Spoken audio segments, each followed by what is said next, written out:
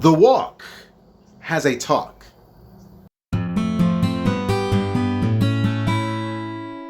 Grace and peace, everybody. Welcome to Sabbath School Study Group. This is part number 2 of this 5-part series. We focused in part 1 how Ephesians makes it very plain that we put off the old man, but we don't just put off. We put on the new man, which is renewed by the Spirit of God. It's the presence of God in us. And if God is present with us, and if God is walking in us, there's going to be a talk. There's a reflection. There is an output. If it's like a stick of dynamite, right, that explodes, that exothermic reaction is what happens because of the action in the dynamite. It's no different than us. When we're born again by the Spirit of God, now we see that I don't say what I used to say. That's why it's very easy to see it flow into this now in verse number 25. Because of this new mind, wherefore, putting away lying, speak every man truth with his neighbor.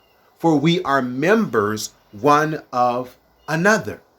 So it's right there that after this new man is born in us, again, by the Spirit of God, this person that we become does not just act like Christ would on the earth, but we talk like he talked.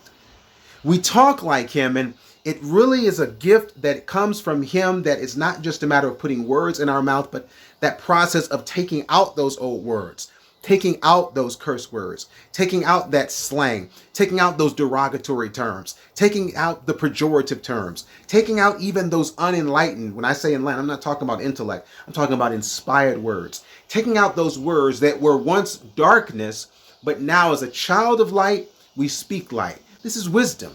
Even in the book of wisdom in Proverbs chapter 12, verse 17, it makes it plain. He that speaketh truth showeth forth righteousness, but a false witness deceit. So one of the signs of this walking that now leads to this talking is we talk truth. We don't say the things that we used to say, and that includes the lies that we used to say. Even those lies that come by virtue of the fact that we just didn't know better. God winked at that time of ignorance, but now when we know truth, we ought to speak truth. And not just know truth, not just hide. That's why this study is where it is. And I have to speak what I believe God is speaking to me. In the same way, we have to talk the truth that God has given to us on some level, because not only are we talking it, we're walking it. Finally, in Colossians chapter 3 and verse number 9, lie not one to another, seeing that you have put off the old man with his deeds. Powerful verse. This verse is aligning sanctification with this reality of, if I've been born again, I literally do not talk like I used to talk. Now we go to that extreme, right, of thinking of, I don't say curse words when I used to curse. That's true. But even more so, we're distilling down to the spirit of our words. Not only do we not say profane words, we don't say painful words. We don't say harsh words. We don't speak harshly, especially to those who are closest to us, and especially to those who are the weakest amongst us, like children or senior citizens, like our spouses or our own children, or people who are working under us, or people who are even working with us, even in ministry. These are evidences of a new life. These are the gifts that come to us if we've been born again. I want to pray, and I want to encourage us to not just look at the walk, but count the talk. Measure the talk. And it does matter, because we always say talk is cheap, which it is, but it's not worthless.